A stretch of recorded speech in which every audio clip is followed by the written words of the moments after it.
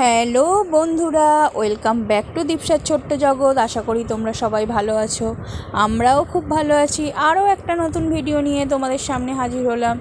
তো জন্মাষ্টমীর এটা জন্মাষ্টমীর একটা ভিডিও, একটু দেরি হলো দিতে তো জন্মাষ্টমীর কী বাজার করতে গিয়েছিলাম সেটা তোমাদের সাথে শেয়ার করবো আমি জন্মাষ্টমীতে কিভাবে কি করলাম, গোপালকে কিভাবে কি দিলাম সেটা তোমাদের সাথে একটু শেয়ার করি। প্রথমেই দেখো, জন্মাষ্টমী উপলক্ষে মিষ্টি কিনতে চলে এসেছি। তো এটা আমাদের পদ্মপুকুর মোড়ে মেন যে কামধেনু সুইটস আছে, ওখান থেকেই মিষ্টি নিতে এসেছি দেখো।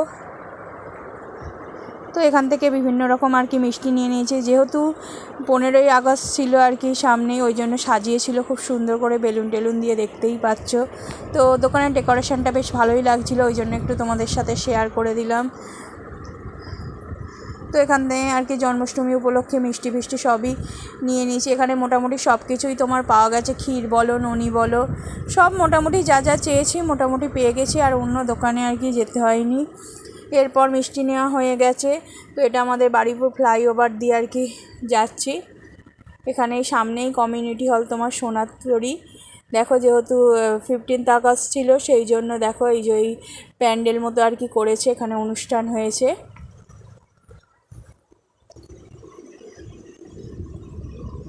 তো আকাশটা একবার দেখো, আকাশটা মেনলি তোমাদের সাথে শেয়ার করব বলে সেই জন্যই এই জায়গাটা তোলা। ফ্লাইওভার দিয়ে যাচ্ছিলাম, আর এত সুন্দর আকাশ, কীরকম একটা এক্সপিরিয়েন্স তোমরাই চিন্তা করো খুব সুন্দর আকাশটা, খুব ভালো লাগছিল। এরপর দেখো, গোপালের তো জানোই যেসব জিনিসগুলো লাগে, এরপর চকলেট, চিপস এইসব কিনতে চলে এসেছি। এই দোকানটায় মোটামুটি দেখলাম বেশ বড়সড় দোকান, আর অনেক কিছু জিনিসপত্র রয়েছে। তো এখান থেকে চকলেট, চিপস সব কিছু কিনেছি। তো এখানে দোকানটায় আমি খুব বেশি যাইনি, 2-3বার গিয়েছিলাম। তো দোকানটায় দেখলাম বেশ স্টক ভালোই রয়েছে। তো এখান থেকে চকলেট, চিপস যা কেনার কিনে নিলাম। এরপর দেখো, জন্মাষ্টমীর দিন বিকেলবেলা জানোই তো যা যা হয়। এদিকে হচ্ছে ময়দা মাখা হয়ে গেছে, লুচি, আলুর দম, আলু ভাজা সব করা হয়েছে ঠাকুরকে দেওয়ার জন্য। তো সব কিছুর আর ভিডিও করতে পারিনি, সত্যি কথা ব্যস্ত ছিলাম। তো সেই জন্য যেটুকু পেরেছি তোমাদের সাথে শেয়ার করলাম। এই দেখো, এই মিষ্টিগুলো কেনা হয়েছে। তো এই প্লেটটা ঠাকুরকে দেওয়ার জন্য সাজানো হয়েছে। এদিকে এবারে নাড়ু দেওয়া হয়, নাড়ু না, এটা হচ্ছে তালের বড়া। এদিকে ফল কেটে রেখেছে মা। এখানে 5 রকম ফল দেওয়া আছে তোমার, আম, শসা, সবেদা, পেয়ারা, আপেল, কলা।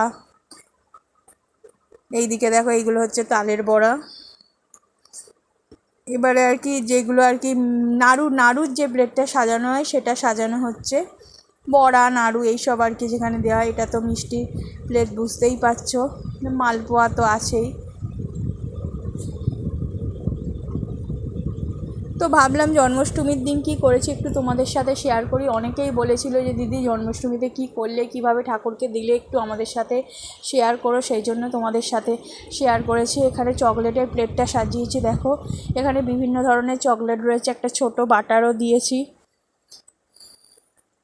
মোটামুটি যতটা পেরেছি সব কিছুই দেওয়ার চেষ্টা করেছি। তবে আমাদের সত্যি কথা বলতে ঠাকুরমশাই দিয়ে পুজো করা হয় না, নিজেরাই ঠাকুরকে দেওয়া হয়। এইভাবে আমার ঠাকুমা করে আসতেন, তো আমার মা সেইভাবেই করছেন।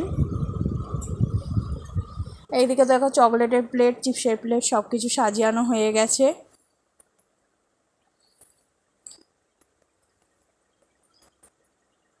তো তোমরা কে কীভাবে দিয়েছো আমাকে অবশ্যই জানিও, পারলে ভিডিও দিও, দেখবো অবশ্যই।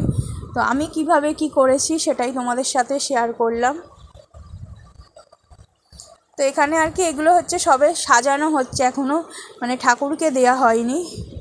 তো তোমাদের সাথে যেটা বলছিলাম যে ওখানে যে বড়ার প্লেট নাড়ুর প্লেটটা সাজানো হয়েছে, সেখানে দেখো তালের বড়া রয়েছে, গুড়ের নাড়ু রয়েছে, চিনির নাড়ু রয়েছে, বিভিন্ন রকম